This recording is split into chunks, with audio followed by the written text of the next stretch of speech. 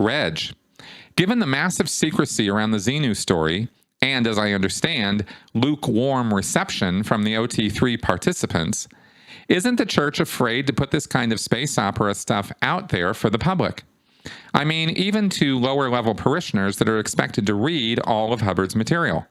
How would they interpret these gems from their new local self-help group? The closest thing we had in the JWs would have to be the revelation stories from John and the subsequent interpretation/illustrations from JW, but even that doesn't quite compare on several levels.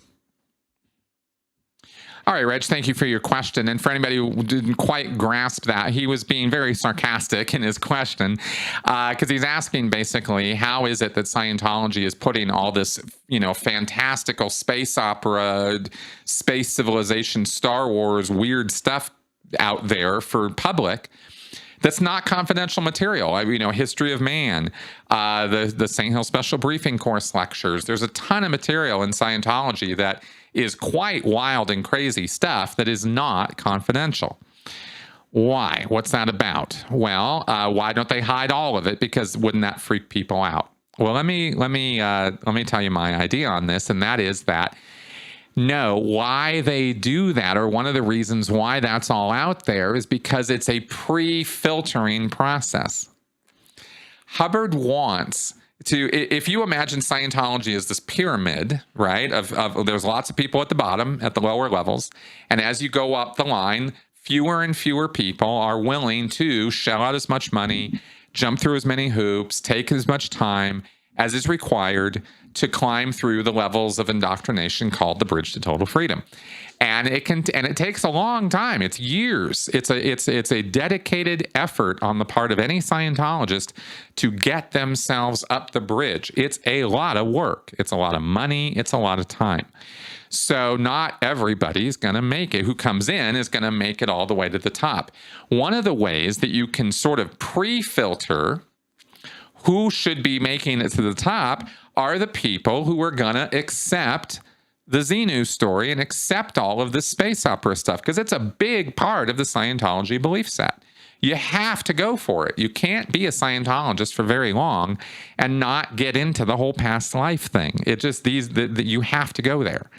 So they want to filter out those people who absolutely positively will not go there. Don't want it, don't want to have anything to do with it, think it's crazy, right? What? Star Wars, what? Piltdown Man, what?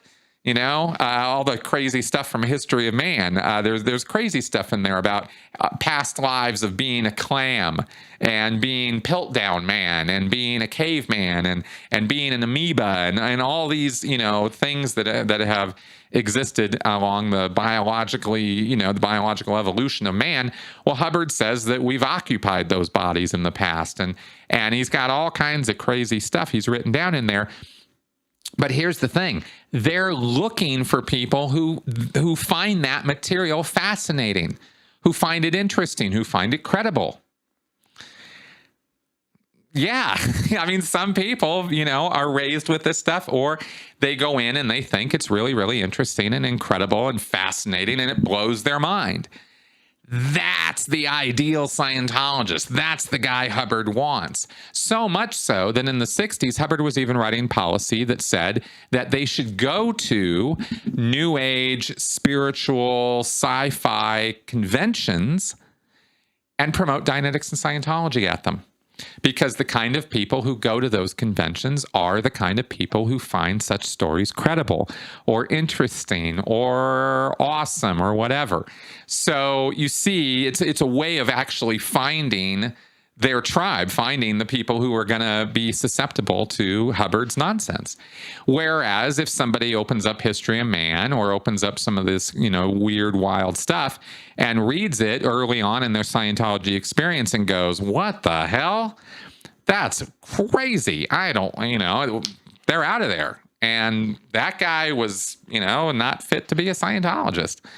So that's kind of, I believe, why that material is so abundant and so available at the lower levels of Scientology. So just an idea, but that's why I think that is there.